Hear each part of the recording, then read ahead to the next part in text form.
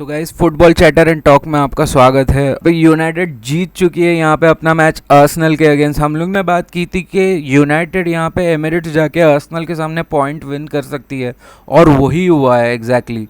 Manchester United काफ़ी अच्छे form में नज़र आ रही थी, आर्सेनल भी काफ़ी अच्छे फॉर्म में नज़र आ रही थी कि वो आर्सेनल के साथ जाके वहाँ पे उनको ट्रबल कर सकते हैं। तो भाई क्या चेंज नज़र आ रहा है माइकल कैरिक के टैक्टिक्स में? अभी मेरे को लगता है टैक्टिक्स से ज़्यादा तो मेंटालिटी शिफ्ट हुई है। मतलब यूनाइटेड के प्लेयर्स अभी नज़र आ रहे हैं कि वो यूनाइटेड के जो बैच है उसके लिए खेलते हुए और काफ़ी ज़्यादा अभी वो लोग कॉन्फिडेंट नज़र आ रहा है, मेरे को तो लगता है। तो क्लियरली ब्रूनो फर्नांडिस का जो चेंज आया इन पोजीशन का, जो उसको आगे नंबर 10 पे खिला रहा है, उसके वजह से काफ़ी इंप्रूवमेंट्स हुई है पूरे टीम में। उसके बाद हम देख सकते हैं कि कोबी मेनू, भाई इस बंदे को रूबन अमोरिम बिठा कर रखता था, उसको स्क्वाड में भी नहीं लेता था, प्लेइंग 11 में तो खेलता ही नहीं था, कभी कभी तो बेंच से भी नहीं खिलाता था उसको। तो अभी हम देख सकते हैं पिछले 2 गेम से कोबी मेनू has started both the games और कोबी मेनू ने बीच में मिडफील्ड में सबको ओवर पावर कर दिया है। तो उसके बाद हम बात करते हैं पैट्रिक डोरगू के बारे में। आमिरोम ने उसको खिलाया भी नहीं था, उसको डिफेंसिव पोजीशन में कहीं पे अगर खिलाता था तो खिलाता था, वरना खिलाता भी नहीं था। और माइकल कैरिक उसको पिछले 2 गेम से लेफ्ट विंग पे स्टार्ट कर रहा है। तो ऐसा लग रहा है कि बंदा अभी सबसे बेस्ट लेफ्ट विंगर है और क्लियरली विजिबल है कि माइकल कैरिक ने सारे इंडिविजुअल प्लेयर्स को फ्रीडम देकर रखा है कि वो अपने अपने पोजीशंस पे इधर उधर सब जगह पे घूम सके और फ्रीली एक गेम खेल सके। और एक जो चेंज आया है वो ऐसा लगता है कि अभी यूनाइटेड बहुत ज़्यादा कॉन्फिडेंट है। और इस गेम की एक मज़ेदार बात है जो मैंने नोटिस की कि हाफ टाइम के बाद हम देखते हैं कि मतलब माइकल कैरिक ने अटैकिंग सब्स्टिट्यूशंस किए। जैसे उसने सेस्को को लाया गेम में, उसने कूनिया को लाया गेम में।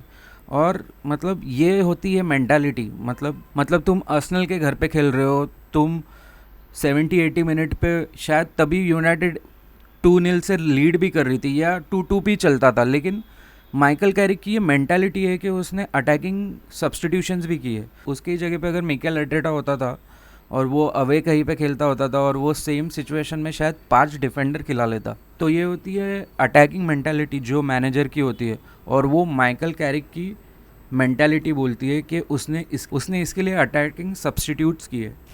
तो ये एक स्टैट मैं आप लोगों को दिखाना चाहता हूँ माइकल कैरिक का पिछले 5 गेम यूनाइटेड के। तो उसमें से आप देख सकते हैं 3-2 वर्सेस आर्सेनल जो अभी का गेम हुआ, उससे पहले 2-0 सिटी को ट्रैश किया उसने लिटरली। उससे पहले वो इंटरिम मैनेजर था, उस वक्त भी उसने अर्टेटा को हराया था 3-2 से। उसके बाद चेल्सी के अगेंस्ट 1-1 ड्रॉ, उसके बाद 2-0 विलारियल उनाई एमरी की टीम।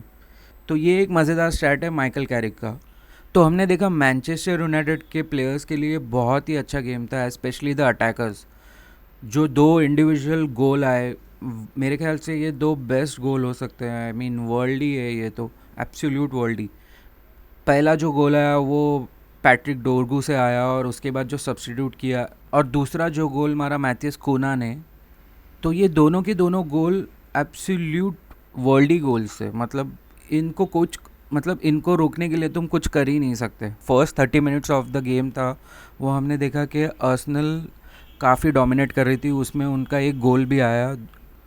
ओके, तो बात करते हैं 1 बाय 1 सारे गोल्स के बारे में। तो सबसे पहला जो गोल गया था वो आर्सेनल का गया था and it was own goal जो लिसांड्रो मार्टिनेस के तरफ से गया था, उनके पैर को लग के।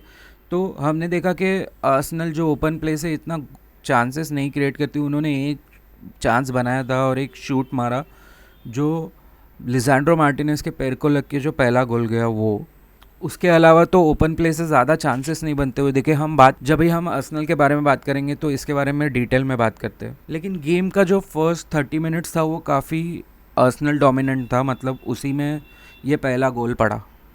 तो अब हम दूसरे गोल के बारे में बात करते हैं। दूसरे गोल में सब लोग ये कहेंगे कि जुबामेंडी की तरफ से गलत पास हुआ और रॉन्ग पास हुआ। हाँ हुआ है, लेकिन तो मैंने मेरे प्रीव्यू वीडियो में भी यही बोला था कि एम्बुएमो हैज़ टू स्टार्ट, ना कि सेस्को को चालू करना चाहिए। बिकॉज उसका रीज़न ये बहुत है कि ऑफ द बॉल जो ब्रूनो फर्नांडिस और एम्बुएमो की जो प्रेसिंग है वो काफ़ी इफ़ेक्टिव होती है, और वो जो रिलेंटलेस प्रेसिंग करते हैं, और एम्बुएमो की तरफ से तो ज़्यादा ही प्रेसिंग होती है हमेशा।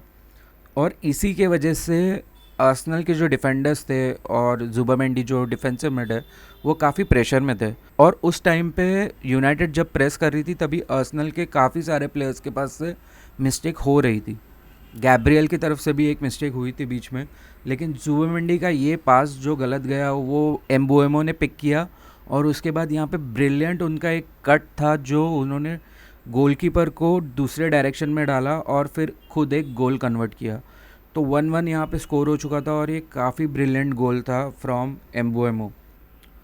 और भाई यहाँ पे एम्बुएमो के बारे में बात करनी बनती है, बिकॉज एम्बुएमो मतलब हम देख सकते हैं कि उसने सिटी के भी अगेंस्ट गोल मारा है और अब आर्सेनल के भी अगेंस्ट गोल मारा है, और जैसा कि मैंने बताया ऑफ द बॉल वो काफ़ी इफेक्टिव है जब वो प्रेस करता है सामने वाली टीम के डिफेंस लाइन तक। अब बात करते हैं यूनाइटेड के सेकंड गोल के बारे में। इसमें भी जो लिंकअप प्ले था between Patrick Dorgu and Bruno Fernandes, ये काफ़ी इफेक्टिव था। तो इन दोनों के ही पासिंग के वजह से यहाँ पे ब्रूनो ने डोरगू के पास दिया, और यहाँ पे डोरगू का इंडिविजुअल ब्रिलियंस, मतलब उसने सबको वहाँ पे कट करते हुए एक जो शॉट लिया, कोई भी डिफेंडर्स के पास कुछ भी आंसर नहीं था इसके लिए। Goalkeeper you can say Raya try कर सकता था उस गोल को वो रुकाने के लिए, बट ये एब्सोल्यूट टॉप बिन गोल था। मतलब बहुत टाइम के बाद ऐसा गोल देखने मिल रहा है। उसके बाद आर्सेनल इक्वलाइज करते हुए दिखती है हमको, और उसमें हम लोग को दिखता है कि set piece, yes Arsenal is set piece FC. मतलब ये बोलना ही ठीक रहेगा, क्योंकि आर्सेनल ने और मतलब ऐसे भी बहुत से ओकेजन्स दिखे इस मैच में जहाँ पे आर्सेनल दिखाई देती है कि सारे उसके डिफेंडर्स जो है वो यूनाइटेड के गोलकीपर्स को ब्लॉक करने में लगे पड़े, क्योंकि सेट पीस से उनको गोल चाहिए ही चाहिए। हमेशा वो लोग ट्राई कर रहे हैं कि उस सेट पीस से कुछ ना कुछ गोल जाए, और ये वाले चांस में भी वही बनता है, और एक स्क्रैपी गोल मिलता है यहाँ पे मिकेल मरेनो को। तो हमने वीडियो के स्टार्ट में बात करी थी यूनाइटेड के सब्स्टिट्यूट्स की, लेकिन आर्सेनल ने जो सब्स्टिट्यूट किया है अर्टेटा ने, उसमें उन्होंने अपने मिडफील्ड को ही चेंज किया।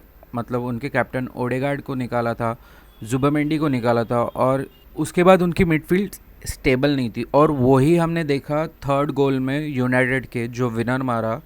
उसमें हमने देखा कि तो पैट्रिक डोरगू और कोबी मेनू ने जो मिडफील्ड में बॉल विन किया और कूनिया को जो पास दिया, और हमने देखा कि जब मैथियस कूना को जब बॉल मिला तब उसने बॉल ड्राइव करके आगे लेकर गया और उसने सीधा वो शूट मारा, और एब्सोल्युटली एक बेल्टर ऑफ अ गोल था वो। मतलब डोरगू का गोल तो भी हम बोल सकते हैं कि गोलकीपर सेव कर सकता था, लेकिन खूना का गोल तो सेव ही नहीं कर सकता था गोलकीपर। एब्सोल्युटली बेल्टर ऑफ अ गोल। एक और स्टैट है जो मैं कहीं पे देख रहा था, उसमें मुझे ये दिखा कि United is the only team to not lose in last 5 Premier League game week fixtures. Can you believe it? United is the team to not to lose 5 game week. अब बात करते हैं इस गेम के लाइनअप के बारे में। तो हमने डिस्कशन किया कि क्यों एम्बुएमो को स्टार्ट करना चाहिए और सेस्को को नहीं। उसके बाद हम बात करते हैं भाई, we need to thanks Michael Carrick जिसने कोबी मेनू को स्टार्ट किया है। कोबी मेनू ने करी है इस मैच में मास्टर क्लास। भाई आर्सेनल की जो ट्रियो देख रहे हैं हम लोग यहाँ पे, जुबामेंडी, राइस और ओडेगार्ड, इन तीनों को ही ओवरशैडो कर दिया है भाई कोबी मेनू ने अकेले ने। उसके बाद हम देख सकते हैं कि लेफ़्ट विंग पे जो पैट्रिक डोरगू को स्टार्ट किया है, उसने तो भाई मैनचेस्टर सिटी के साथ भी बहुत ही ज़्यादा अच्छा गेम खेला था, और आर्सेनल के अगेंस्ट तो उसने बहुत ही ज़्यादा अच्छा खेला है विंग प्ले। उसके बाद डिफेंस में जो कॉम्बिनेशन है लिसांड्रो मार्टिनेस और मैगवायर का भी, तो ये भी काफ़ी बढ़िया है। मतलब लिसांड्रो मार्टिनेस ने भी यहाँ पे बहुत ही बढ़िया गेम खेला है। रेटिंग्स में यहाँ पे कम दिख रहा है, लेकिन उसका पास डिस्ट्रीब्यूशन भी काफ़ी अच्छा था इस मैच में, तो वो भी एक अच्छा पॉइंट है यूनाइटेड के लिए। आर्सेनल के अगर लाइनअप के बारे में बात करते हैं तो यहाँ पे जो मैंने सब्स्टिट्यूशन के बारे में जो मैंने बात की, उसके वजह से जो हालांकि मिकेल मरेनो ने जो बाद में एक गोल मारा आर्सेनल के लिए, जब 2-2 इक्वलाइज किया था मिकेल मरेनो ने वो स्क्रैपी गोल मार के, तो ऐसा लगा था कि मोमेंटम शिफ्ट हुआ है टूवर्ड्स आर्सेनल, लेकिन हम लोग गलत थे, क्योंकि मिडफील्ड में जो सब्स्टिट्यूशंस किए थे अर्टेटा ने, मैंने कहा उसके बारे में कि क्यों वो सेटल नहीं थे, और ऐसा लग रहा था कि पैनिक सिचुएशन में उसने 4 सब्स्टिट्यूशन एक साथ कर दिए। उसके बाद आर्सेनल के लाइनअप के बारे में बात करते कि हमने तो वीडियो के बीच में हम लोग ने बात की कि माइकल अर्टेटा ने जो 4 सब्स्टिट्यूशन किए उसका मिडफील्ड में कैसे इम्पैक्ट पड़ा थर्ड गोल के लिए। लेकिन मिकेल मरेनो जिनको सब्स्टिट्यूट किया था उसने भी एक गोल मारा स्क्रैपी गोल था सेट पीस से, आई नो, बट गोल तो मारा उसने। तो वो एक कह सकते कि इम्पैक्ट सब था आर्सेनल के तरफ से। और आर्सेनल के बारे में बात करते हो तो भाई they need to work on their open play chances. यार गोल्स तो थोड़ा दूर की बात है, लेकिन चांसेस तो क्रिएट करो अच्छे से। मतलब ऐसा लगता है कि they are heavily rely on their set pieces. पूरे गेम में ऐसा लगा कि जो उनका जो एक ओन गोल आया वो ओपन प्ले से था, लेकिन it was N own goal. तो आर्सेनल को ज़्यादा इंप्रूवमेंट्स तो इसमें ही करने पड़ेंगे कि उनके ओपन प्ले में चांसेस कैसे बनेंगे। एक और चीज़ जो मेरे को लगी है, आर्सेनल को यूनाइटेड के वीकनेसेस पे ध्यान देना चाहिए था। मुझे लगता है कि यूनाइटेड का जो बैकलाइन है उसमें मैगवायर और लिजेंड्रो मार्टिनेज को आउट रन किया जा सकता है पेस से। मुझे ऐसा लगता है कि वो मिकेल अर्टेटा को टारगेट करना चाहिए था। उनके जो अटैकर्स है आर्सेनल के, उनको इन बिहाइंड रन्स मारने चाहिए थे, या ऐसे थ्रू बॉल्स या ऐसे एयर बॉल्स देने चाहिए थे, एयर बॉल पासेस देने चाहिए थे, जिससे ऐसे सिचुएशन बने जहाँ पे आर्सेनल के अटैकर्स मैगवायर और लिजेंड्रो मार्टिनेज को आउट रन कर रहे हैं किसी सिचुएशन में। क्योंकि यूनाइटेड इतना तो डीप ब्लॉक में नहीं खेली थी इस गेम में, उन्होंने बहुत ज़्यादा प्रेसिंग, हाई अप प्रेसिंग की थी।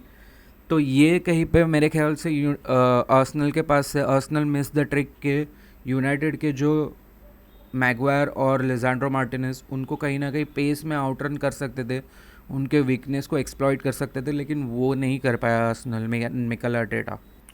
और जो ओपन प्ले के बारे में बात कर रहा था उसमें भाई एवरीचे एजे के बारे में बात करते हैं तो भाई ये प्लेयर क्रिस्टल पैलेस में भाई वाट लगा रहा था सभी टीम्स की। हमने देखा कि ये प्लेयर कितना इफेक्टिव था क्रिस्टल पैलेस में जब ये खेलता था, लेकिन भाई आर्सेनल के साथ तो ये भाई पूरा ही पूरा वॉश प्लेयर नज़र आ रहा है।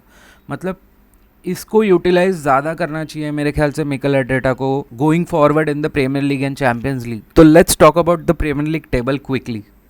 आर्सेनल जो अभी अभी गेम हारी है यूनाइटेड के साथ, उसके बाद वो 50 पॉइंट्स पे है, और सिटी ने जो अपना गेम जीता है वुल्व्स के अगेंस्ट, अभी वो 46 पॉइंट्स पे है। तो इस समय पे 4 पॉइंट का ही गैप नज़र आ रहा है हम लोग को।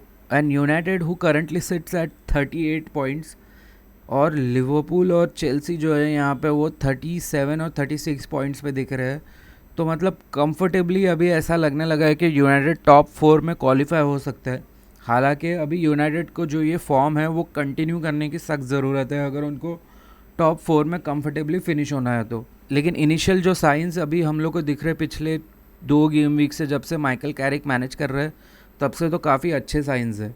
तो एंड में मैं यही बोलना चाहता हूँ, congratulations to all the United fans. Top 4 काफ़ी सिक्योर नज़र आ रहा है, और आने वाला जो फ्यूचर भी है वो भी काफ़ी अच्छा नज़र आ रहा है मैनचेस्टर यूनाइटेड के लिए गोइंग फॉरवर्ड।